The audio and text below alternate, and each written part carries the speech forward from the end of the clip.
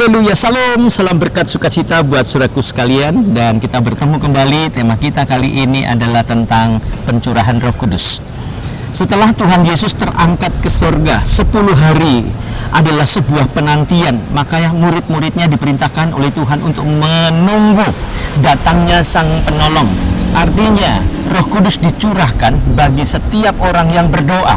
Mereka berdoa selama 10 hari, dan tatkala mereka usai berdoa 10 hari, ada pencurahan Roh Kudus yang dicurahkan oleh Tuhan buat mereka. Dan akhirnya apa yang terjadi, saudara? Mereka berbicara dengan bahasa lidah, mereka bicara dengan bahasa roh, mereka bicara dengan bahasa-bahasa dunia yang orang lain, saudaraku, mungkin bisa mendengar dan bisa mengerti. Karena tatkala Petrus berbicara kepada banyak orang, mereka terkaget-kaget dan bingung, saudara.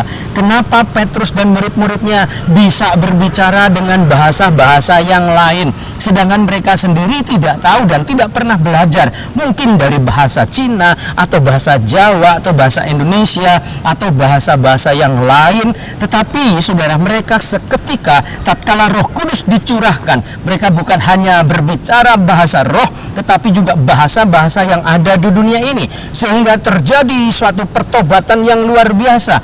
Banyak orang bertobat, dan Alkitab mencatat 3.000 orang bertobat karena pencurahan Roh Kudus. Orang yang mendapatkan pencurahan Roh Kudus, ia tatkala merindukan Tuhan hadir berkuasa atas batinnya, dan tatkala ia juga memohon dan meminta, biarlah Roh Kudus itu dicurahkan buat mereka, dan mereka dengan sungguh-sungguh menanti pencurahan itu, dan mereka menerima pencurahan itu. Dan akhirnya yang terjadi, iman mereka dibangkitkan, percaya mereka dibangkitkan, sehingga mereka bisa melihat satu kuasa yang dicurahkan oleh Roh Kudus begitu dahsyat, begitu luar biasa.